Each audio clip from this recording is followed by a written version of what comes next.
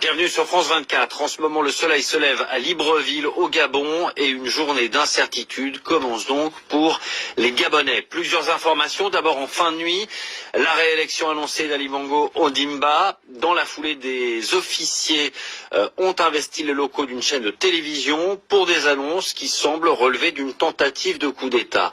Pour faire le point, on prend tout de suite la direction de la capitale, Libreville, et de notre correspondant Ismaël Obiang-Nzé. Ismaël, bonjour. Qu'est-il en train de se passer au Gabon? Est-ce que vous pouvez nous décrire ce qui vient de se dérouler depuis 5 heures du matin sur place? Oui, bonjour. À peine avec-on donc les résultats de la présidentielle du week-end dernier, avec les délibérations du Centre gabonais des élections, qu'on assiste en ce moment même à un retournement spectaculaire de la situation avec cet épisode de tentative de putsch en cours. Plus d'une dizaine d'officiers composés d'éléments de la garde républicaine, de la gendarmerie et des Bérets rouges font diffuser donc un communiqué en boucle sur les chaînes publiques appelant donc à l'annulation des élections, la dissolution des institutions et la fermeture des frontières. Ce groupe de militaires putschistes met fin au régime en place. Le CNTRI, le Comité pour la transition et la restauration des institutions, justifie son coup de force par une gouvernance irresponsable, imprévisible et continue, laquelle, selon le CNTRI, ne cesse de dégrader la cohésion sociale. Ismaël, avant de vous retrouver dans un instant, je propose d'écouter un extrait de cette déclaration tout à l'heure des militaires à la télévision à Libreville. Le Gabonais est garant de la protection des institutions. Avons décidé de défendre la paix en mettant fin au régime en place. À cet effet, les élections générales du 26 août 2023, ainsi que les résultats tronqués, sont annulés.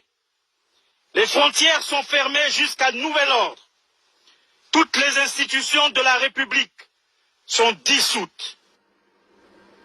Voilà donc pour cette déclaration tout à l'heure sur une chaîne privée gabonaise. Ismaël, on le disait, cette annonce, elle intervient dans la foulée de l'annonce des résultats de l'élection présidentielle, d'ailleurs très contestée. La réélection d'Ali Bongo Ondimba avec 64% des voix.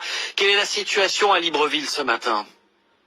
Oui, alors qu'il est difficile d'avoir une idée nette de la situation globale à Libreville et peut-être aussi à l'intérieur du pays, mais selon ce qu'on sait, des premières alertes que nous avons reçues sitôt après l'annonce des résultats, ce sont des alertes qui font état des tirs à l'arme lourde automatique au centre-ville, des informations encore difficiles à vérifier alors que Libreville se réveille à peine, aucun indicateur ne laissait présager ce qui se passe en ce moment avant donc la publication de ces résultats. Ismaël, difficile d'avoir des informations, d'autant qu'Internet notamment est coupé depuis l'élection présidentielle. C'est toujours le cas dans le pays?